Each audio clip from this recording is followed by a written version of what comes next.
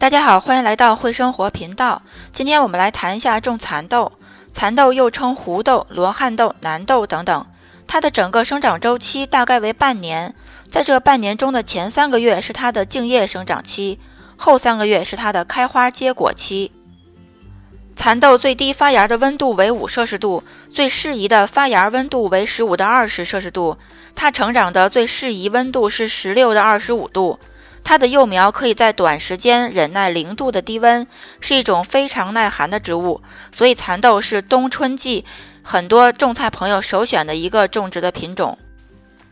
但是在这里要特别说明一下，如果气温低于零下5摄氏度，蚕豆的枝叶极有可能会被冻伤。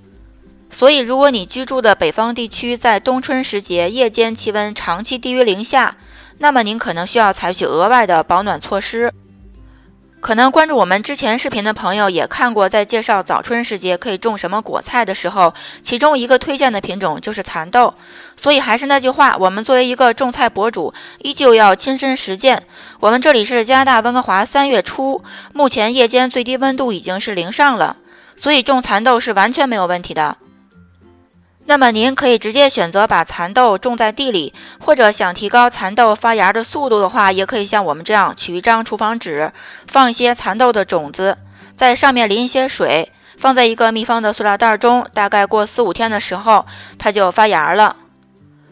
如果害怕外边天气冷的朋友，可以先在室内育苗，就像我们这样放在一个小的育苗盆中，把蚕豆放进去，盖上土，浇上适量的水。过了5到10天左右，蚕豆就长出小苗了。我们在2月底也额外泡了一些蚕豆的种子，把它们直接播种在2加仑的花盆中，然后放到了室外。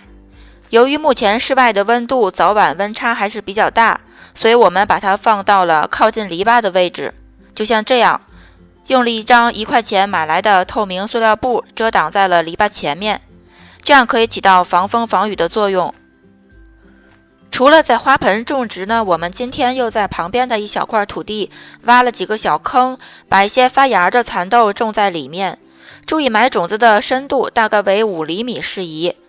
然后盖上土，浇上水就可以了。蚕豆的生长对土壤养分的要求不是很多，所以非常的好种植。在这里还要跟大家分享一个轮替种植的小技巧。因为蚕豆的根瘤菌可以固定空气中的氮元素，所以很多菜农喜欢在秋冬时节播种蚕豆，而春天的时候收获蚕豆之后，正因为蚕豆在地下固定了大量的氮肥，然后他们可以用这块土地继续种植生菜。大量的氮肥使生菜的枝叶变得更加的脆嫩。好了，这期视频就先和大家分享到这里。不知道很多住在北方寒冷地区的朋友有没有兴趣和我们一起种蚕豆呢？感谢您的收看，我们下期再见。